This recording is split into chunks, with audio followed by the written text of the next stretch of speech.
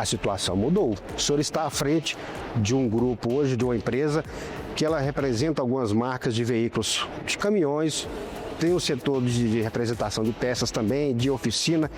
Como que é a vida hoje aqui em Brasília? Olha, a vida em Brasília, assim, quando se fala hoje, a vida hoje melhorou muito, e muito, né, cara? Porque hoje eu cheguei em Brasília, passei por 3 empresas, eu tive 3 empregos na minha vida, né? O primeiro foi na padaria em Sobradinho, né, que é a Quero, que hoje o Sebastião, que Deus o tenha, mas ele era dono também da uma famosa pastelaria, a Viçosa, lá na rodoviária. E depois desse emprego eu tive na autopeça, Perninha Autopeça na Asa Norte, e depois eu fui para o Grupo Silva Neto.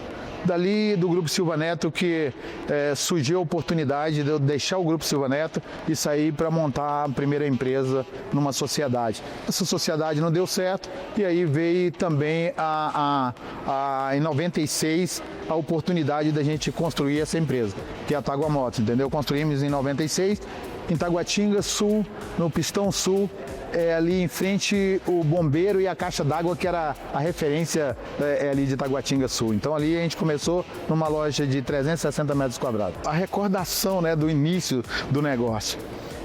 Quando a gente começou, então a gente comprava, fazia um pedido de peça, mas se tinha eu, o Francivaldo, era eu de um lado, ele do outro, e a gente só tinha uma linha telefônica, então nós disputávamos o telefone para vender. Então, graças a Deus, a gente tinha um bom conhecimento em Brasília, tinha um bom relacionamento em Brasília, boa clientela. Então, o pedido que a gente fazia, por causa dos recursos que era pequeno, não dava para abastecer tudo que a gente vendia. Então, aí, quando a gente vendia, a gente pedia para o cliente, olha, guarda as caixas aí, porque teve uma chuva aqui e molhou o nosso estoque aqui, nós precisamos trocar as caixas. Entendeu? Então aí eu pedia para o cliente deixar as caixas, mas era uma historinha, né? Então, porque ele devolvia a caixa, eu pegava essas caixas lá ali no Pistão Sul, não sei se você conhece ali, ventava muito, porque não tinha aqueles prédios, não tinha aquelas construções do outro lado, ventava muito. Então as prateleiras ficavam de frente para o balcão e as caixas vazias. O vento carregava, eu pegava essas caixas e colocava na prateleira, aí nós colocava pedra dentro para sustentar, para o pessoal chegar na frente e ver um estoque bonito, entendeu? Para a gente começar, para chamar a atenção.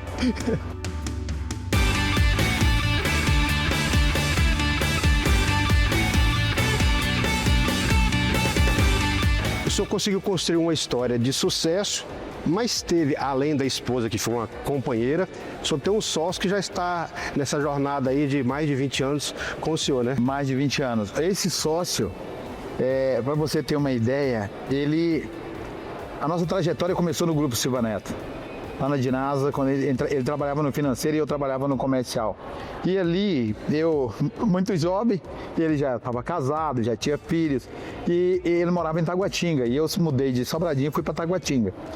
Em Taguatinga, eu trouxe, na minha história, eu somos 6 irmãos, e eu trouxe 5 irmãos para estudar aqui, entendeu? Então todo mundo veio estudar. Eu morava em Taguatinga, e naquela época, que eu trabalhava no Grupo Silva Neto, eu ia com ele, pegava carona com ele para ir para Taguatinga, chegava na casa dele, ele mesmo não me convidando, eu falava assim, bicho, eu vou subir para jantar, porque eu sei que tem uma jantinha na sua casa, entendeu? Porque lá era só macho, não tinha janta, então eu subia para jantar na casa dele. Então, esse sócio foi assim, uma história, que a gente trabalhava junto e em 96, quando a gente resolveu constituir a Tagua Motos, eu convidei ele, entendeu? Para a gente fazer parte. Ele tinha outra empresa, então ele veio fazer parte do nosso negócio. No primeiro momento ele não veio trabalhar junto, entendeu, com a gente, aí era eu e o Francivaldo, e depois a gente teve os outros colaboradores que a gente foi contratando, e ali logo, eu diria assim, depois de uns 3, 4 anos, ele deixou o negócio dele e veio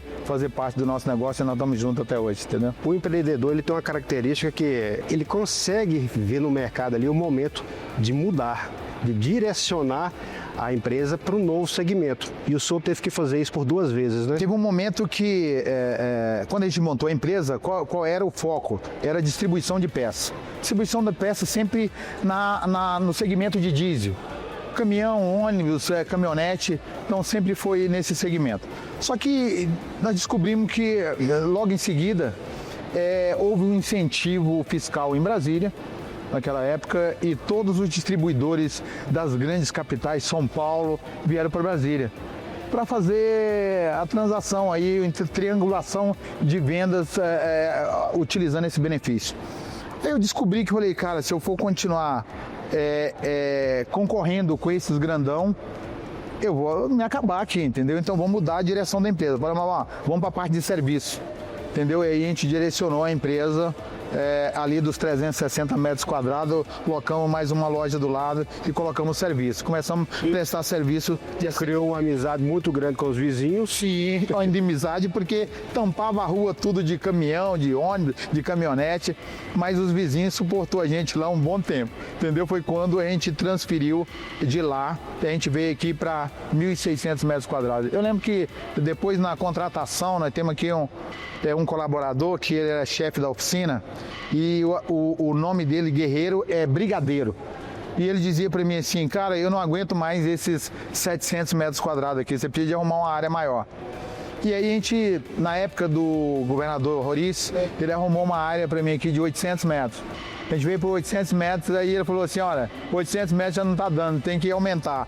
Pegamos 1.600 metros, já não estava dando mais, foi quando a gente veio para essa sede nossa aqui, de 6.000 metros quadrados. Entendeu? E junto com essa sede já veio um novo mercado, um novo direcionamento da empresa. O novo direcionamento, que a gente saiu a gente foi para, direcionamos a empresa. Continuamos com a distribuição de peças, que hoje nós temos a MWM, nós somos distribuidores ZF, Alisson, Eaton. A Alisson, Eaton e ZF são os fabricantes de transmissão de todos os caminhões e ônibus nacionais e empresas globais, né?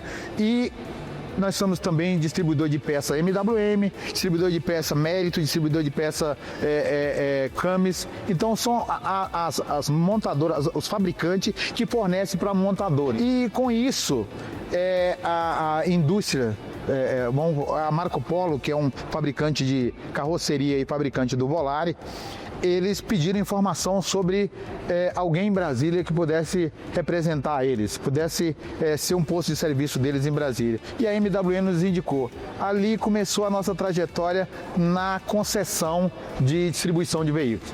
Pegamos primeiro a Agrale, depois a Volare e agora recente, tem aí mais os 10 anos, nós estamos com a Foton, que é uma empresa, segunda maior fabricante de caminhão do mundo, a empresa global, que é a Foton.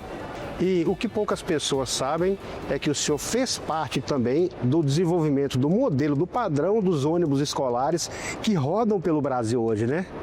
Isso olha, é um orgulho falar desse programa. Esse programa, o Caminho da Escola, é um programa que não é um programa de governo, de governo de um presidente ou de outro. É um programa de governo federal. E é um programa que deu certo. Que entrou governo, saiu governo, entra governo, sai governo e o programa está aí. Porque é benefício para quem? Para o futuro do nosso país, que são os alunos, que são as crianças, são estudantes, entendeu? Então isso é um orgulho, eu falo isso, sabe, com muito orgulho de ter participado desde o primeiro protótipo que foi feito para a construção desse modelo de veículo do Caminho da Escola.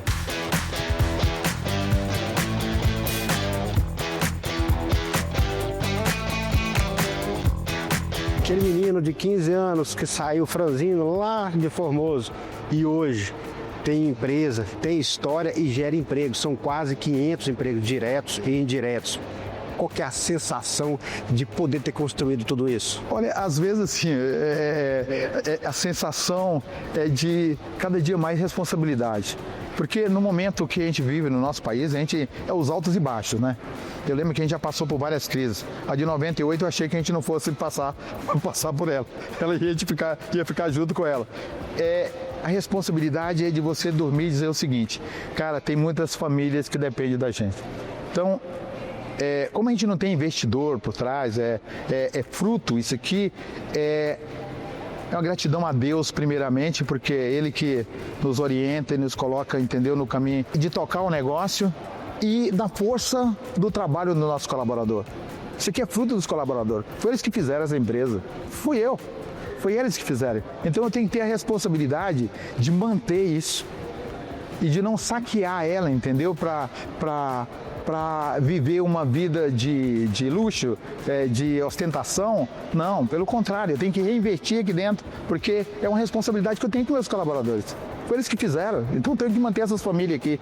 Às vezes pensa em desistir, porque é muito trabalho, é muita cobrança, mas quando você pensa neles, é isso que motiva a gente continuar. O senhor acha que hoje seria mais fácil empreender do que quando o senhor começou lá em 90? Ah, com certeza.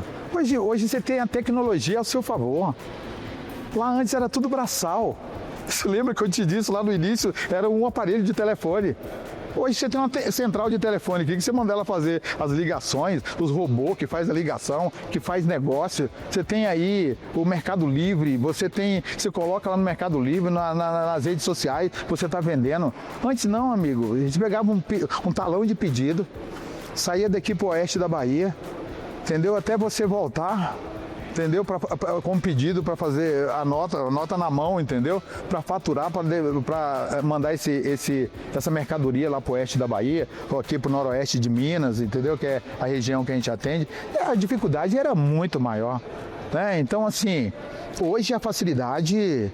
em alguns aspectos, né? Você tem a tecnologia ao seu favor, mas hoje nós estamos sofrendo também um boom de falta de mão de obra.